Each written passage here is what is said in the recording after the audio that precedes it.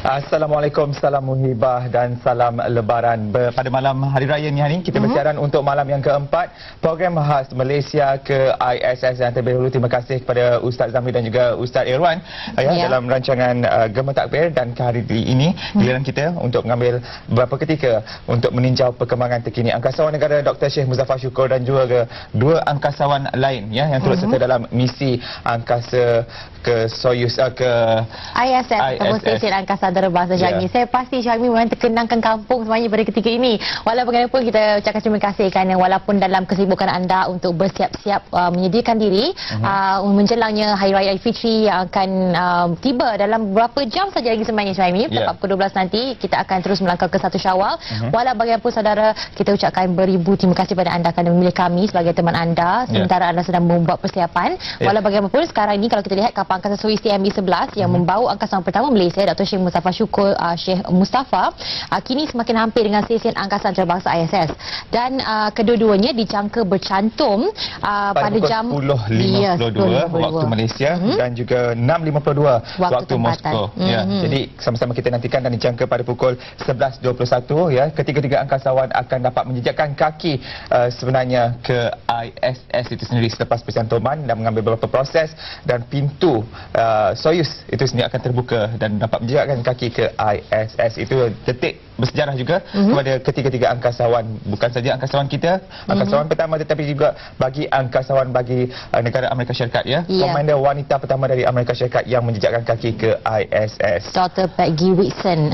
Jadi dalam komander dan juga Dr. Peggy Whitson. Jadi walau dalam masa sama juga selepas yang bercantum dengan ISS, kemudian akan diikuti dengan sesi sidang video selama 15 minit dengan angkasawan bersama beberapa orang kenamaan termasuk pengarah agensi angkasa Rusia atau Roskosmos dan Duta Malaysia ke Rusia Datuk Muhammad Kharis Ali Hassan, dan jika masa mengizinkan juga sebenarnya akan berpeluang jika masa mengizinkan untuk berinteraksi bersama ketiga-tiga orang angkasawan berkenaan. Jadi sama-sama kita nantikan detik kemuncaknya apabila Soyuz TMA-11 bercantum dengan stesen angkasa antarabangsa pada pukul 10.52 malam ini.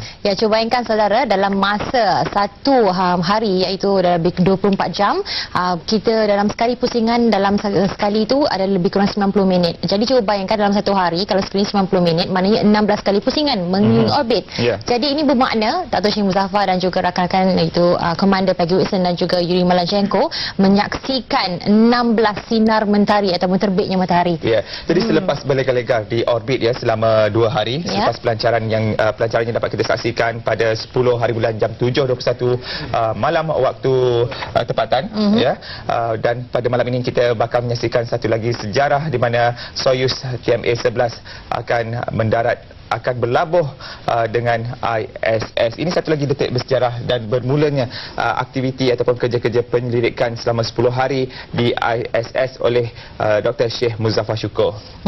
Dan pada ketika ini memang kalau kita lihat seperti mana yang telah dikabarkan daripada pengarah Pusat Kawalan Misi MCC Michael Brown ini mengatakan bahawa semua perancangan berjalan dengan lancar dan diharapkan percantuman yang telah ditetapkan waktunya seperti apa yang telah diwawakan lebih kurang 6.52 petang waktu di sana dan 10.52 waktu di Malaysia, dan diharapkan segalanya berjalan lancar dan di mana sekarang ini Soyuz sedang cuba untuk mengejar ISS supaya sebelum kedua-duanya dapat bercantum, kerana ketepatan masa itu amat penting dan amat kritikal pada untuk percantuman ini. Dan dalam perihal ini sebenarnya teknikal memainkan peranan penting, dan itulah dia antara aktiviti ataupun sebelum ini ketiga-tiga angkasawan telah pun menjalani latihan dan difahamkan ketika mengelilingi orbit itu juga beberapa tekanan dihadapi oleh angkasawan dan kalau sebelum ini dari segi tekanan kelajuan 4.8 G kalau kita bandingkan. Jadi apa pun seperti pada malam pertama kita telah kongsikan beberapa soalan kuis BSN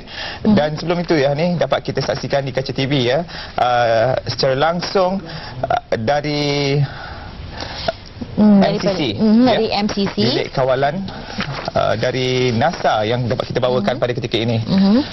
Jadi kalau kita dapat perhatikan, ketika ini adalah rangka stesen angkasa antarabangsa ISS yang terletak kira-kira 330 km daripada bumi. 360 km dan lebih kurang 220 batu dari bumi. Ya, dan kalau kita dapat lihat mungkin gambarannya tidak begitu jelas, walau bagaimanapun ini adalah yang terbaik boleh kami berikan kepada anda kerana kami mendapat gambaran ini sebenarnya dari NASA sendiri, dan kita juga akan berlintas langsung ke sana insya-Allah bersama NASA untuk mendekati ataupun mendengarkan menyaksikan sendiri pencantuman antara Soyuz dan juga stesen angkasa antarabangsa. Dan kita kembali kepada kuis Hani, di mana kita telah nyatakan pada peringkat awal lagi pada hari pertama kita bersiaran, kita telah pun memberikan kuis dan kita telah pun mempunyai 6 orang pemenang sebelum ini. Dan untuk pemenang semalam kita wawarkan sekali lagi nama pemenangnya. Yang pertama semalam ialah saudara Muhammad Faizal Muhammad Isa, kad pengenalan 900518147183. Dan pemenang yang kedua ni? Pemenang yang kedua adalah Rasidah Abdul Ghaffar, nombor IC-nya 910505685010.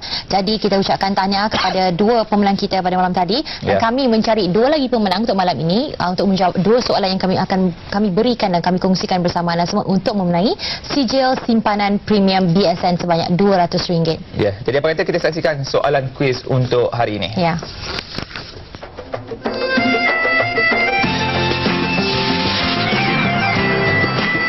Selamat Hari Raya Aidilfitri. ISS, bank komuniti anda.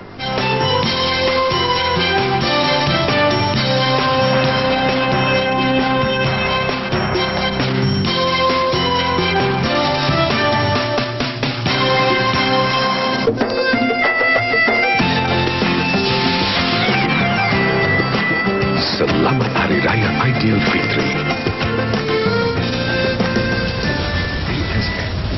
Baik saudara, soalannya Hani akan ulangi sekali lagi, berapakah jarak stesen angkasa antarabangsa dari permukaan bumi? Sebentar tadi kami telah sebutkan, jadi kalau anda boleh ingatkan, anda boleh menjawab soalan ini. Jadi terus dial 03-2282-8578 atau 03-2282-8579 dan berikan jawapan yang paling tepat, dan kami akan berikan sijil simpanan premium BSN sebanyak RM200. Jadi dalam rancangan ini juga kita memberi peluang pada saudara untuk menghantarkan ucapan tahniah kepada angkasawan. Jadi apa kata kita saksikan terlebih dahulu slide ini. Itu dia saudara, ucapan khas misi angkasawan. Jadi untuk menghantar ucapan anda, sila letakkan UC, jarak, nama, lokasi dan ucapan anda dan hantarkan ke 32776. Terima kasih Syuhaimi. 32776. Jadi itu nombornya, anda boleh hantar ke ucapan anda. Dan kita juga meminta anda mungkin boleh mendal kita, bukan sekadar untuk memberi jawapan kepada soalan kuis kita tadi, tapi juga untuk berinteraksi dengan kita. Mungkin anda ada ucapan secara langsung, ucapan tahniah kepada angkasawan negara kita yang pertama, iaitu Dr. Syekh Muzaffar Syukur Syekh Mustafa. Kita akan buka talian sebentar saja nanti, 0322828578 atau 8579. Nah, pada ketika ini saudara, kita saksikan inilah keadaannya di sana. Dan dapat kelihatan sebenarnya mungkin di hujung sana adalah Soyuz TMA-11 dan di sebelah hujung ni sayap ini adalah sayap daripada stesen ISS. Ya, dan kelihatan bumi pada ketika ini Hani. Jadi kalau dapat dilihat sekarang ini gambar datang menunjukkan fokus ataupun zoom kepada Soyuz TMA. Di situlah di mana Dr. Syekh Muzaffar Syukur bersama Peggy Whitson, Komander Peggy Whitson dan juga Yuri Malachenko, jurutera penerbangan, bertiga dalam tempat yang begitu kecil dan sempit, tetapi walau bagaimanapun keseriusaan tetap terjaga kerana kerusi yang telah diukur dan diubah mengikut kesesuaian badan.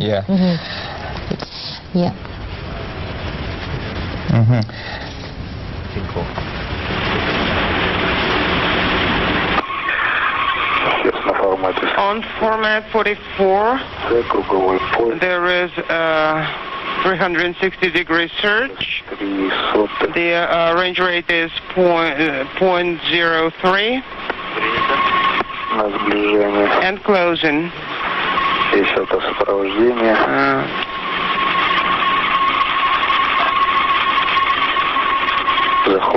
Lock on. 15100. Itu dia gambaran ataupun visual terkini yang kita bawakan dari bilik kawalan NASA, dan itulah gambaran apabila seketika nanti Soyuz TMA-11 akan bercantum dengan stesen angkasa antarabangsa. Jadi itu dari semasa ke semasa akan kita kongsikan, dan bagaimana proses pencantuman itu berlaku juga akan kita bawakan kepada saudara secara langsung di dalam rancangan khas program Malaysia ke ISS. Jadi dalam pada itu juga Hani ingin kita kongsikan di sini antara beberapa email yang telah pun kita terima, email ucapan tahniah kepada angkasawan kita. Antaranya ialah dari Sarimah Atan, tahniah kepada Dr. Syekh Muzaffar Syukur kerana dipilih menjadi angkasawan Malaysia, sejarah untuk Malaysia, gemilang Malaysia, dan semoga angkasawan akan pulang dengan selamat insya-Allah.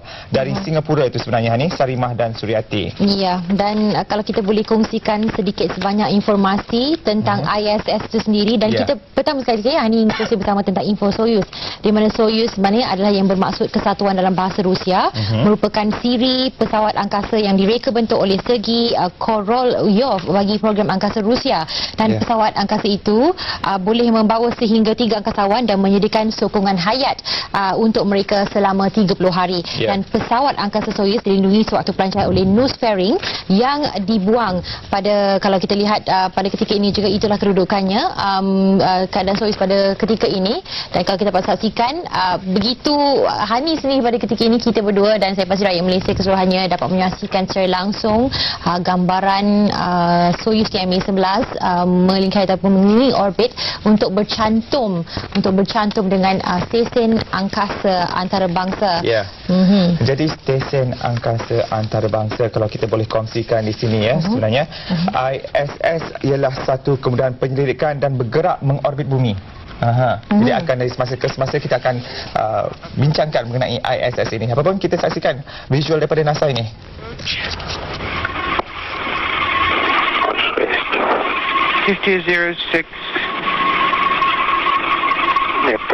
Delta V.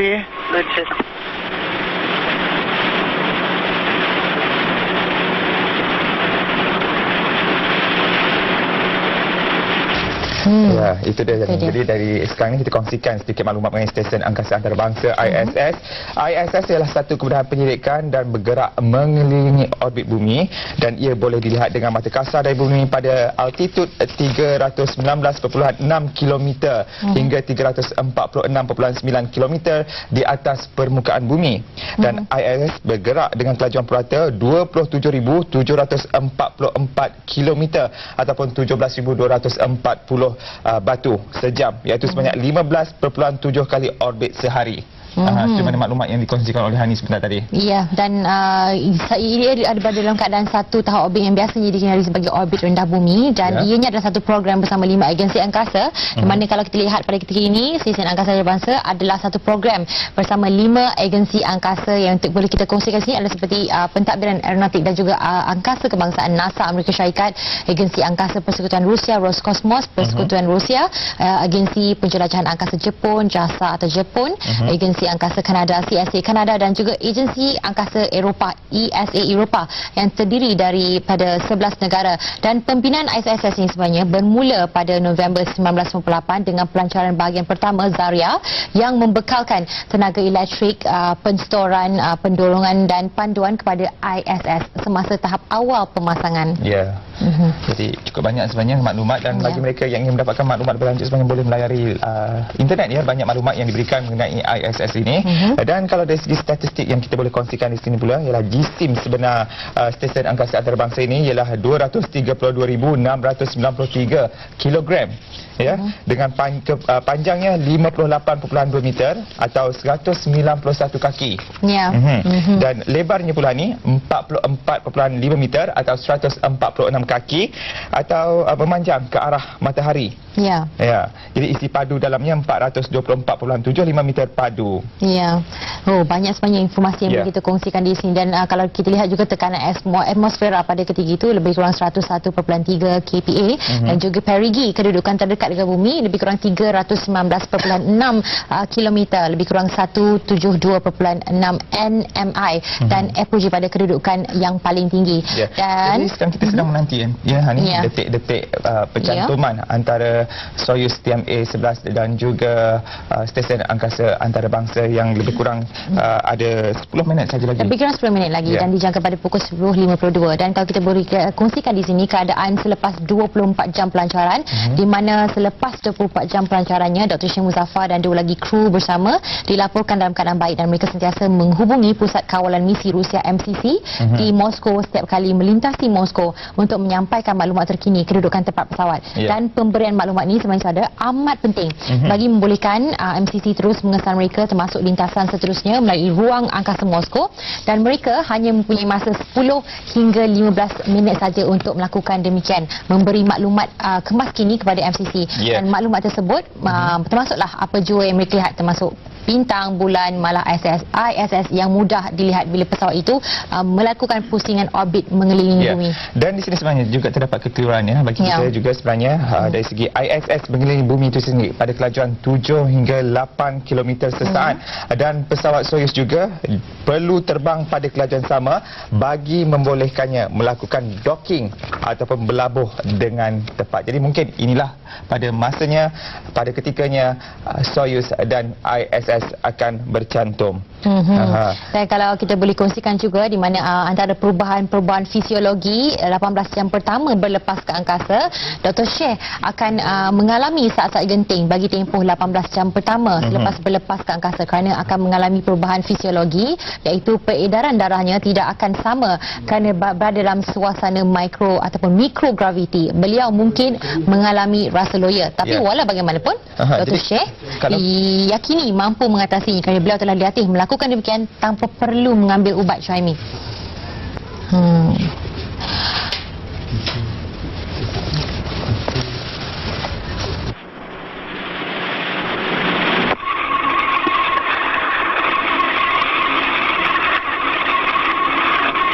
Guys, do you have the floodlight on? Okay, the range is 30 meters. Send in R7 command. Yuri, did you turn the floodlight on?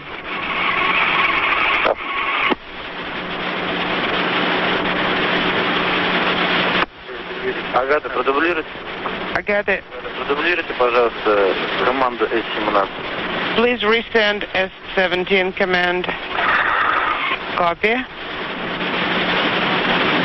Наблюдаете мишень. And keep monitoring. We just resent it. The range is about 20 meters.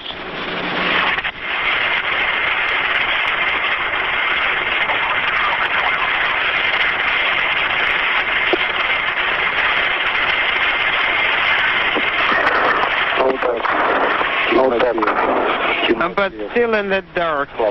Very poor visibility. All done.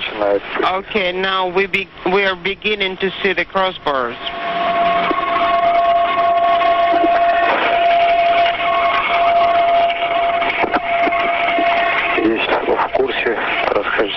Okay, there is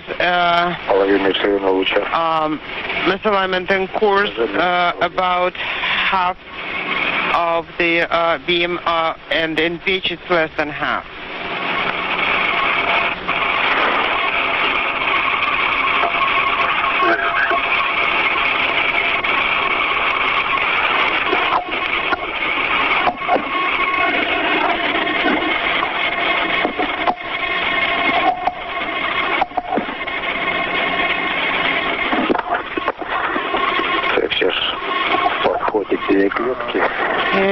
We are approaching.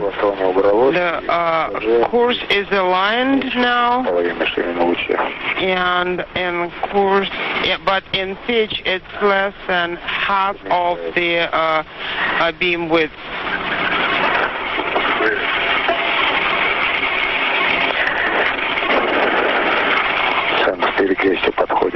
Now crosshair is approaching to the center of our sky. The crosshairs are aligned. The range is about 0.15, 0.16.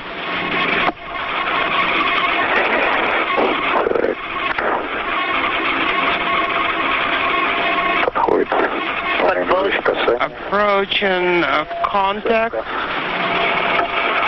Capture.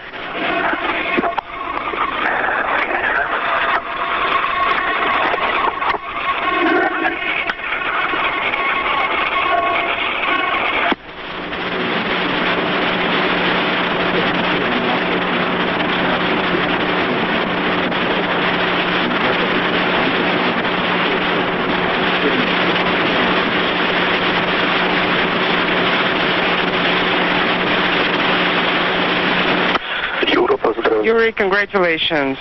Thank you.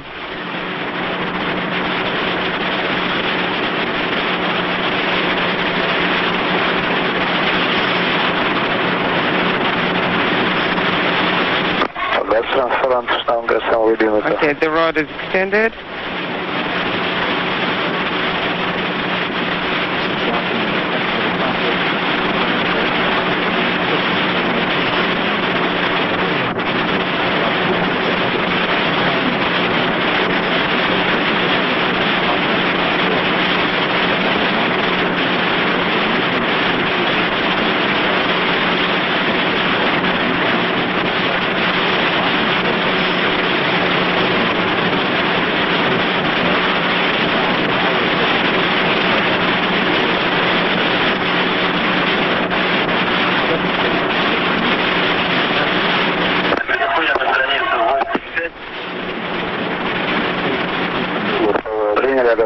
Let's switch to page 85. We copy.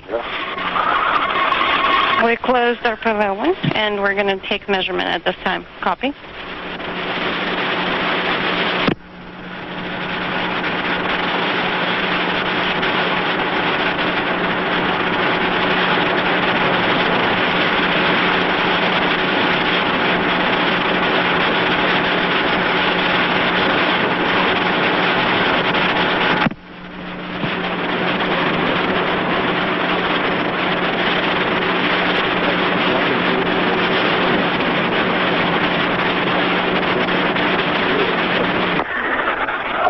We got the first measurement at 1752, 784 in ISSA, BOA 784, 858 in the instrumentation and propulsion compartment.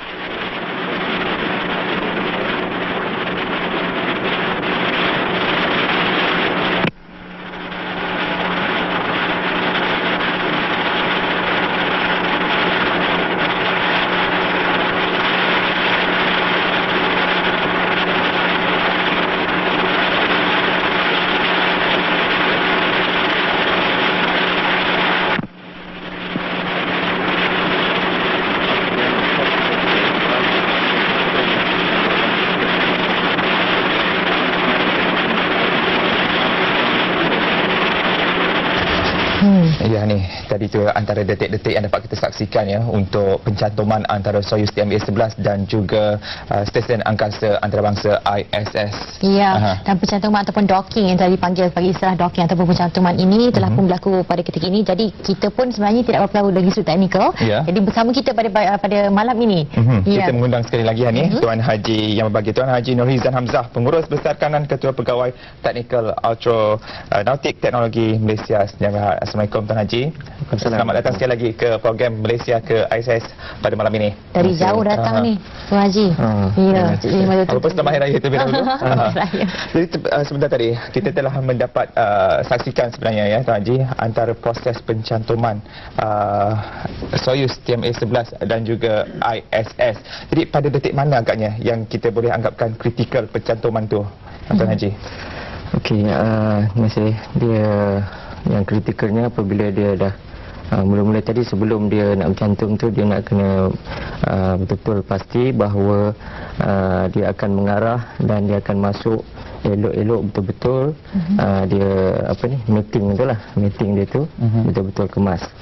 Kemudian yang di dalam kapsul Soyuz tu dia akan mulakan proses depressurization. Maksudnya pada asal waktu dalam 2 hari itu dia ada pressurize macam kita bila dalam kabin kapal terbang dia ada pressurize, maksudnya ada tekanan supaya kita tak ada rasa tak rasa sakit lah, sebab kat atas tu dah semakin kurang udara, dan kalau di angkasa lepas tu maksudnya vacuum, tak ada langsung udara, tetapi dalam tu dia akan buatkan artificial pressure lah. Jadi bila sebelum dia nak buka hatch tu dia akan depressurize, dan kita punya angkasawan semua dalam tu dia kena masuk suit dia, dan dalam tu akan start pressurization lah, penekanan dalam dia punya baju tu. Jadi bila dah pressurize baju dia dan dalam kapsul depressurize dan semua dah sistem semua dah sedia, baru dia akan buka hatch tu. Dan buka hatch tu dan dia akan bagi tekanan di dalam kapsul dan di dalam kawasan apa dipanggil tu, kawasan perantara antara Soyuz dengan ISS. Dia akan samakan dia punya tekanan. Okey, itu mungkin akan berlaku pada pukul 11.21 malam nanti apabila dia betul-betul telah dapat bercantum ya.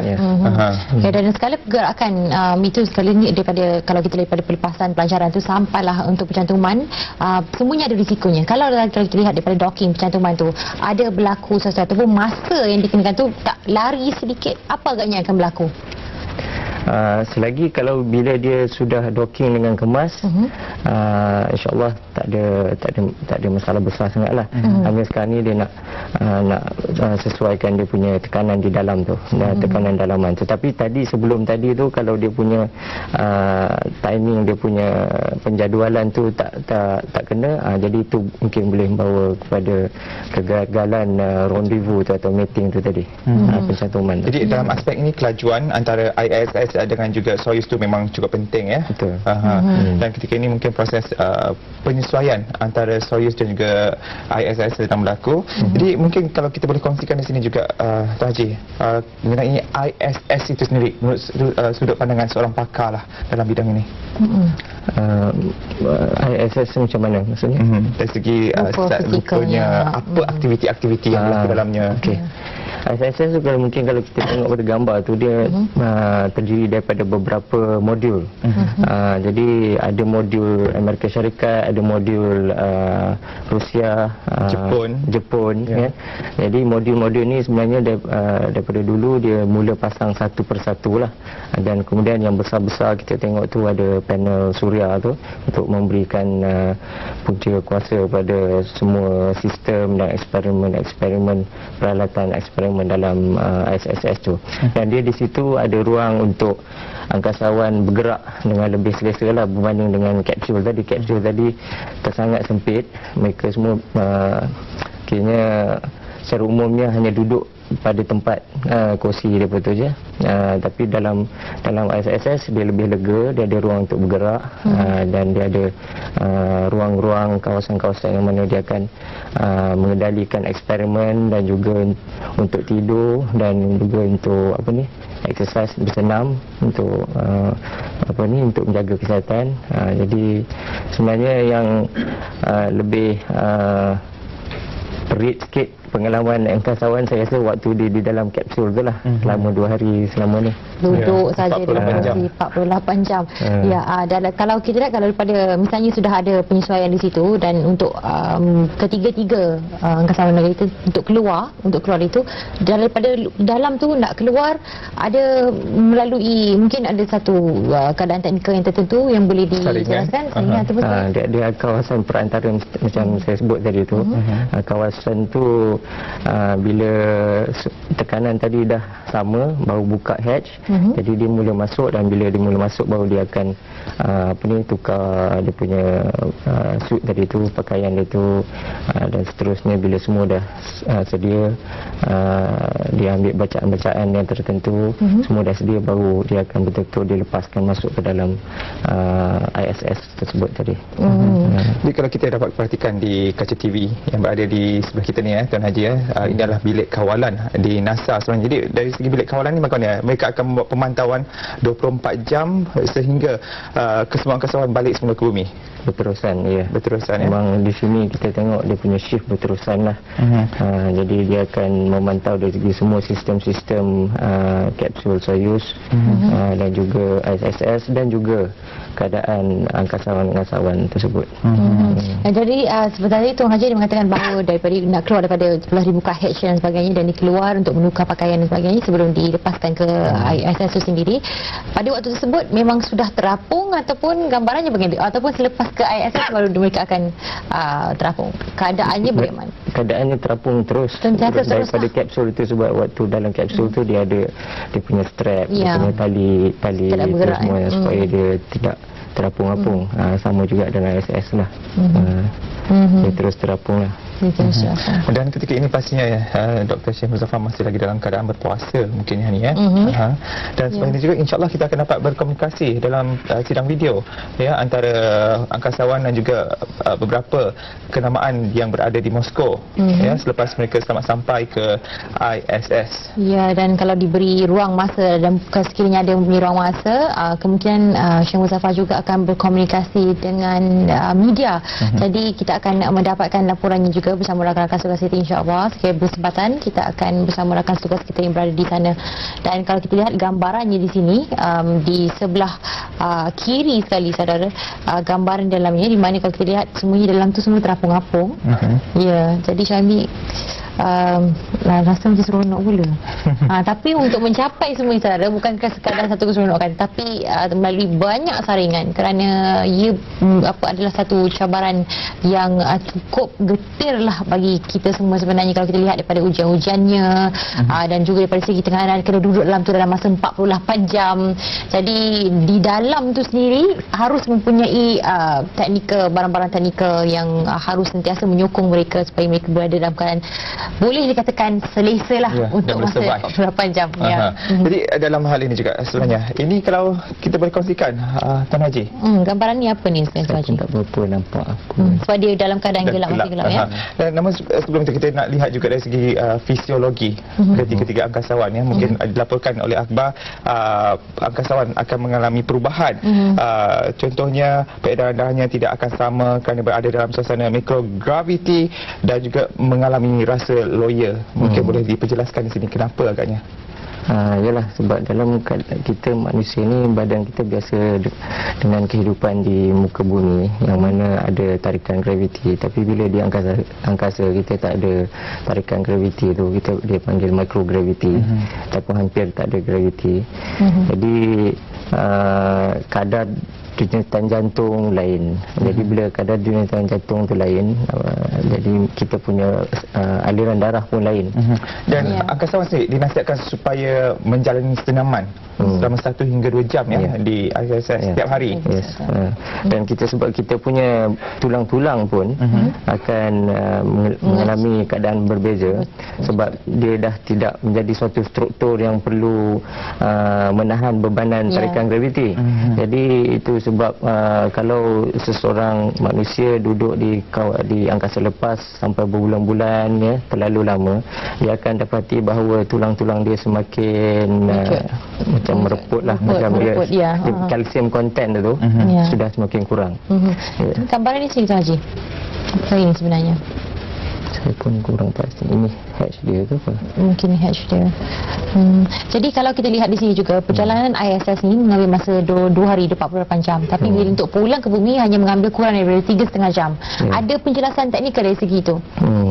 Jadi kenapa kita punya angkasawan kena beredar selama lebih kurang 2 hari itu, sebab dari segi untuk kita sampai kepada ISS tu, kalau kita buat secara terus dengan kita punya roket tadi tu, dia akan memerlukan roket yang membawa bahan api yang lebih banyak, dan mungkin roket tu akan jadi lebih besar.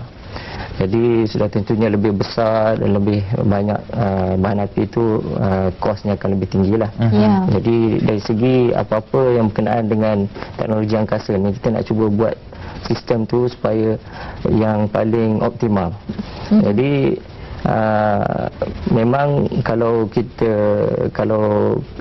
boleh kita nak sampai terus, tetapi kita kena kompromi sikit, biar kita lambat sikit sampai, tetapi roketnya dan bahan apinya boleh kurang sedikit. Okey, itu daripada orang kata tu kos efektif lah, kira macam daripada segi kos itu sendiri. Okey, baik, kita akan tangguhkan sikit perbincangan kita dan kita akan terus menyaksikan apa keadaannya di sana di NASA.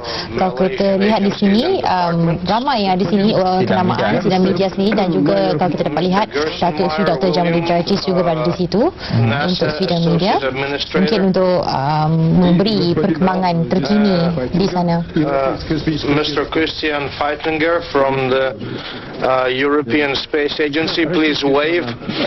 The Russian party is represented by Deputy Director of Roscosmos Vitaly Davidov, Alexei Krasnov, Department Manager at the Roscosmos for Manned Space Flight, President of RSC Energia. He is going to be here shortly, Vitaly Lopota. Co-chair of the State Board, not here. Nikolai Anfimov, SNIMASH Director, he's right here close to me. Jadi ini adalah persiapan ya, mungkin sebentar lagi akan berlangsungnya sidang media di antara angkasawan yang berada di ISS dengan juga stesen kawalan, pusat kawalan, dan mungkin kita akan dapat sama-sama dengar ya antara perbualan mereka sebentar sahaja lagi. Ya, dan kalau gambaran yang telah diberikan ya Tuan Haji, pihak Rusia hanya membenarkan angkasawan membawa pergi ke ISS lebih kurang 15 kg ini, termasuk dengan pakaian, makanan, bahan-bahan pendidikan dan juga bendera Malaysia, tak lupa. Tapi walau bagaimanapun, cabaran di sini adalah hanya 5 kg saja yang akan dibawa pulang. Jadi selebihnya tu perlu dilupuskan di sana. Jadi kenapa agaknya? Ada penjelasan di situ. Ya, macam kita tahu tadilah, kapsul tu dia terhad ruang dia, dan dia terhad juga dari segi jisim yang dia boleh bawa, berat yang boleh dia tampung. Jadi itu sebabnya sekatan 5 kg tu. Dan secara umumnya apa yang dia boleh bawa balik tu adalah mungkin hasil-hasil daripada eksperimen dia, itu yang boleh dibawa balik lah. Dan tadi pun saya tak sempat nak kata sebab selepas waktu pulangnya nanti tu, bila dia dah mula untuk re-entry, dia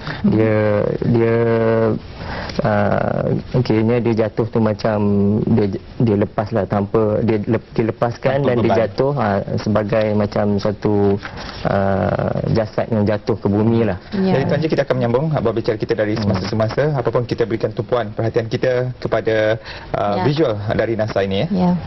Forward to continue to the continuation of this expedition, because we have a lot of interesting things planned. This is a good way to start the expedition. Thank you. I think we can recognize the Malaysian party now. Dr. Jamaluddin Jarjis. Thank you, spasiba. Thank you very much. Exactly at 7:22 p.m. on Wednesday, 10th October, Malaysia became a member of the Special Space Committee with sending of our first man to space recently. Точно в 7:22 вечера в среду, 10 октября, Малайзия... Exactly at 7:22 p.m. on Wednesday, October 10th, Malaysia became a member in the space community by sending its representative, Mr. Sheikh Muzaffar, to space. We thank everyone for your assistance. The Russian government and Roscosmos, the Russian space agency. I would like to offer special thanks to the Russian government, the Russian Space Agency. Therefore, I would like to take this opportunity to express my gratitude as well as Malaysia's thanks to the Russian government for making our Malaysian dreams possible. Especially thank you to Roscosmos headed by Mr. Paminov and today's President of Mr. Davidov and other agencies. частности, это благодарность я выражаю еще раз российскому правительству за то, что они помогли исполнить нашу мечту. Я выражаю благодарность Роскосмосу и господину Перминову за ту поддержку, которую он нам оказывал. Namely RFC Energia, GCTC, IBMP. Я выражаю также благодарность другим представителям агентств, в частности ЦПК, РКК «Энергия» и МБП. And fellow in space like NASA, ESA and other space agencies and support. И космическим агентствам всего мира, в частности НАСА, ЕКА, за их поддержку. Without your contribution, we'll not be able to see one of our men in space. I thank you very much. Без вашей поддержки один из представителей Малайзии никогда не оказался бы в космосе. Спасибо вам большое. I would like also to take this opportunity to inform you we committed to remain a permanent member of this community. И я хотел бы вам сказать, что мы собираемся постоянно оставаться членом космического сообщества. I would like to inform you that our Malaysian government have decided to send the next man to space, our Dr. Faiz, who is now the backup crew to be put into space, subject to the opportunity and further discussion with the Russian government and Roscosmos.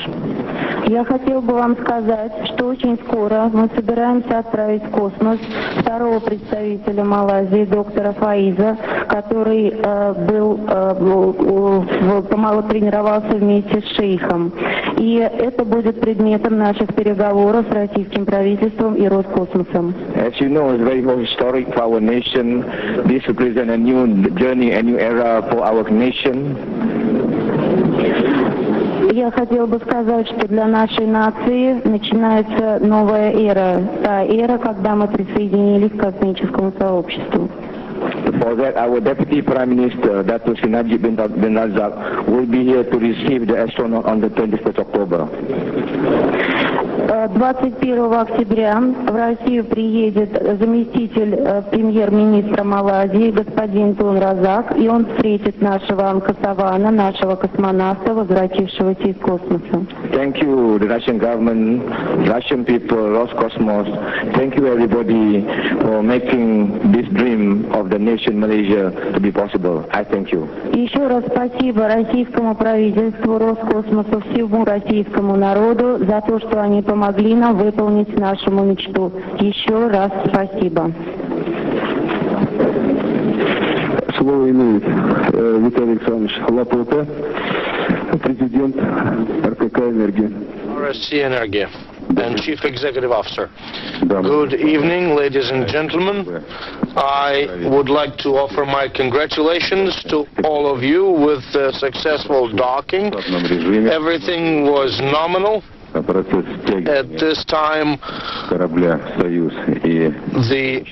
probe between the Soyuz and the station is retracted.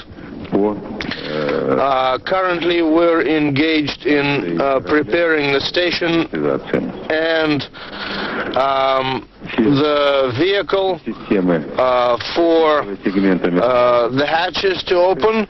All of the systems on the Russian segment of the station and the Soyuz are completely nominal. So there is really no doubt or really no concern, and there shouldn't be any. In about an hour, the crews will meet. Thank you. Thank you. We now recognize Mr. Solovyev, Vladimir Solovyev, Vice President of RSC Energia, and Flight Director for the Russian segment of the International Space Station. Frankly, I do not have anything to add. I can just state unequivocally that the 3 days of flight, the launch day, flight day 2, and dock day, the systems have been working nominally. The crews were doing their job. All of the milestones were completed on the first attempt and without issue, and at 2015 we're going to open transfer hatches, following which we're going to join the volumes of the Soyuz and the International Space Station, and we are going to be able to see the 6 members of the crew together. Thank you. Unfortunately, I failed to introduce Boris Matsalev, who is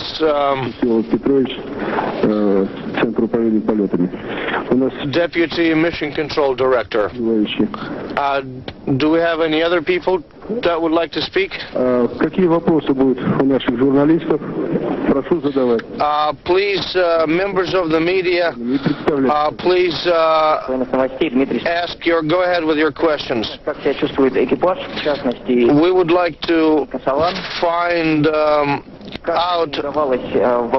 what the crew is doing and how they're feeling and how he managed to perform his religious obligations while flying in the cramped Soyuz, and whether he was able to. We will see the way he's feeling in about an hour, and at least while preparing for launch at Baikonur, he was the happiest of the crew, and he was always smiling and noticeable for it, and he looked relaxed compared to our professionals that looked too concentrated, too focused, and were a little more nervous than he was. The way he was able to observe his religious beliefs, I don't think that this is something that we should comment on, because this is a very personal thing. We have different faiths, and everyone has observances and ways to observe. So I would like to ask you in advance not to bring to the fore the faith of this or that crew member, because we have a person that is not a professional cosmonaut but is planning to perform a lot of things on board. Let's concentrate and focus on that. Thank you. Елена Гудкова, Итартас. I would like to congratulate everyone on a wonderful docking and another success of our space industry and the Gagarin Training Center that trains such wonderful crews. I have 2 questions for Alexei Krasnov.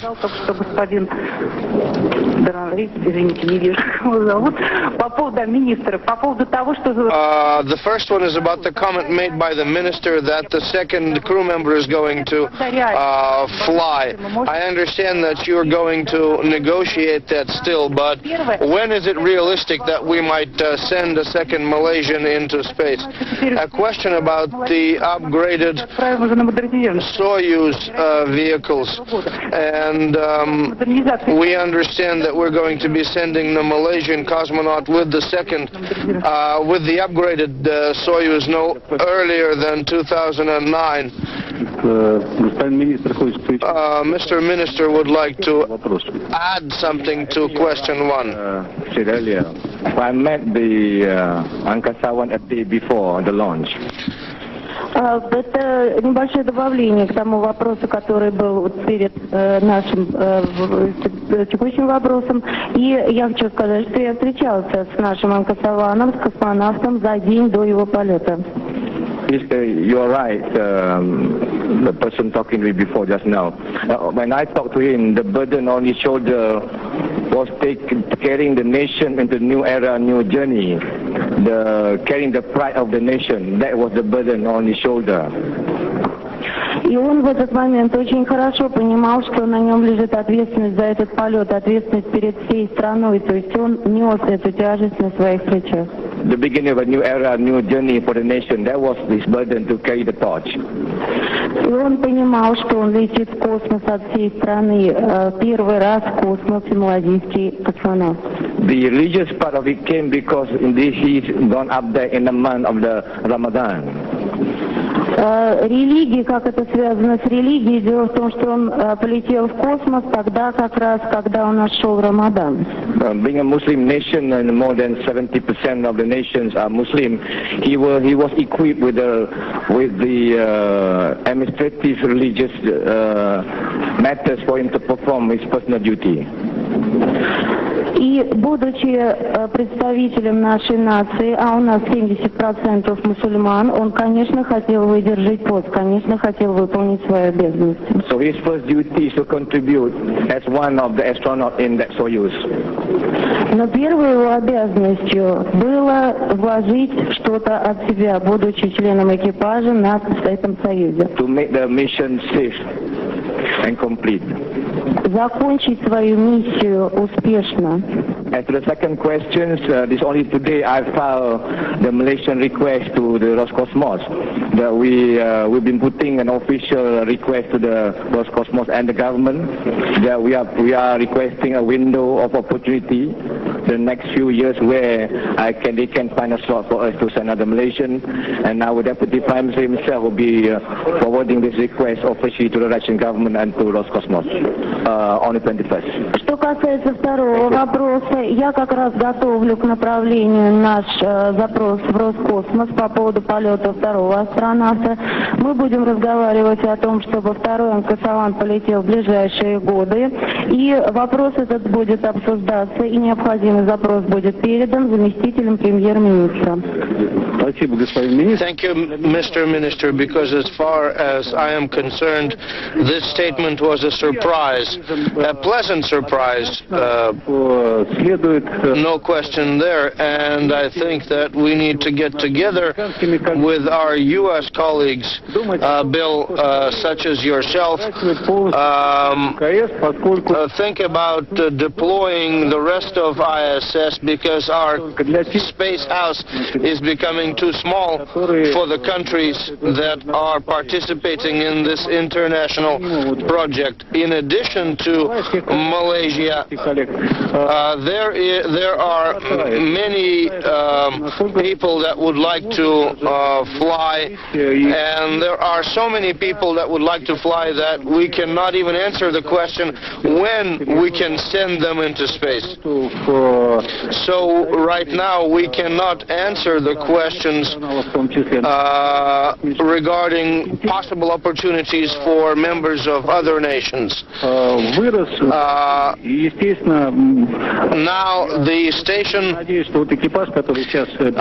the station's profile has grown, and we're hoping that the crew that's been delivered right now, the most experienced crew in the past few years, will do their part. There's a lot of responsibility resting on their shoulders, so that we might obtain a completely different station.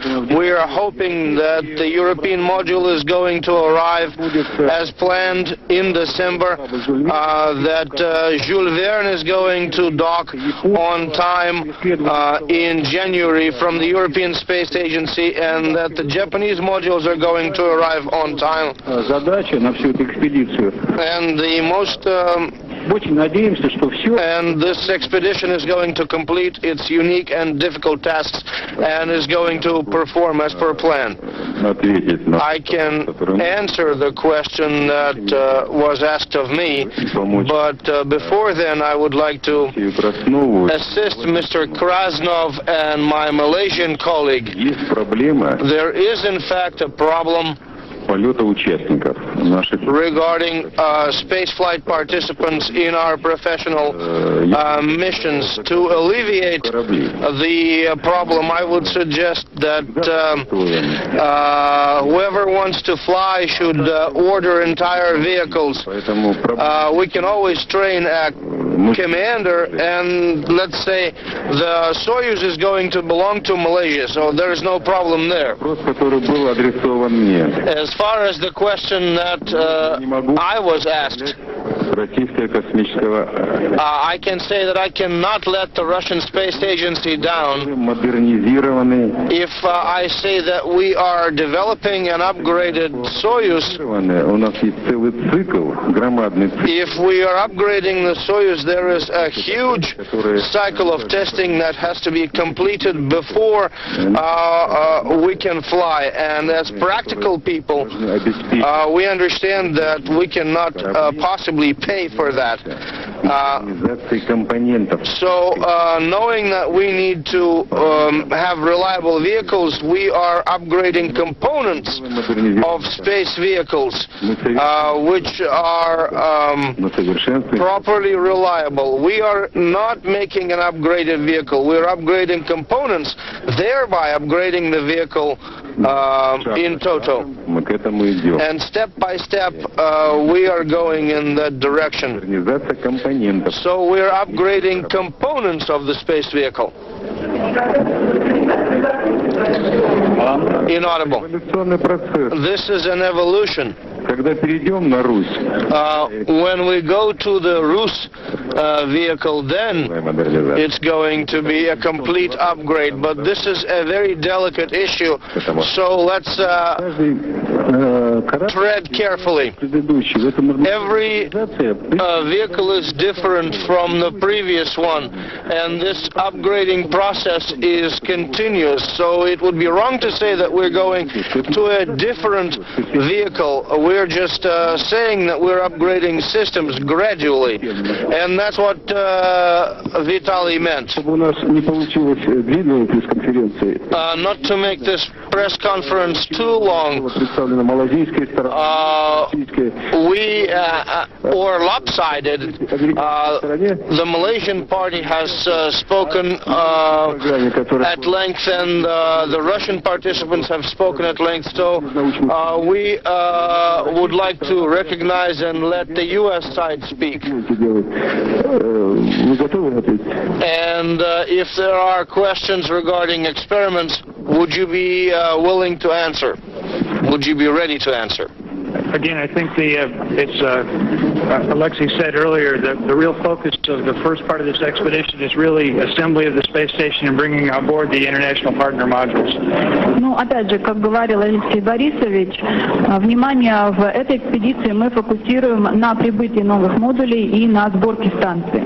The next shuttle flight will bring up a connecting module called a node. Следующий полет шаттла доставит на орбиту связующий модуль, который мы называем node. And that node has to be attached to a non-permanent location or a temporary location. Этот нод необходимо будет пристыковать к временному узлу. Then the expedition crew will go outside and do 2 EVAs to connect some hardware, and then that node will be moved to its final location where the space shuttle normally docks. Затем экипаж станции выполнит 2 выхода в открытый космос для того, чтобы выполнить стыковку некоторых разъемов. После этого модуль нод будет перестыкован на постоянное место, и далее к нему будут пристыковываться корабли шаттл. So the December shuttle launch cannot occur until the node is moved into the proper location. То есть декабрьский полет шаттла не может состояться, пока не будет перенесен модуль в постоянное положение. And then the European module Columbus attaches to that node. И затем к этому узлу будет пристыкован европейский модуль Columbus. So the crews have been training extensively to get prepared for this activity, both the ground side and also the crew on orbit, and we're ready to go execute, and it'll be a very exciting time during this expedition. Все наши команды прошли интенсивную подготовку по выполнению этих задач, и под командами я имею в виду и группы управления на Земле, и наши экипажи. Этот инкремент, эта экспедиция будет насыщена волнительными событиями. Спасибо большое. Единственное, еще раз напоминаю, что здесь представители Европейского космического агентства. Они также проводят эксперимент, также участвуют с нами. И, Кристиан, я думаю, в этот раз мало времени. 2 минуты, пожалуйста.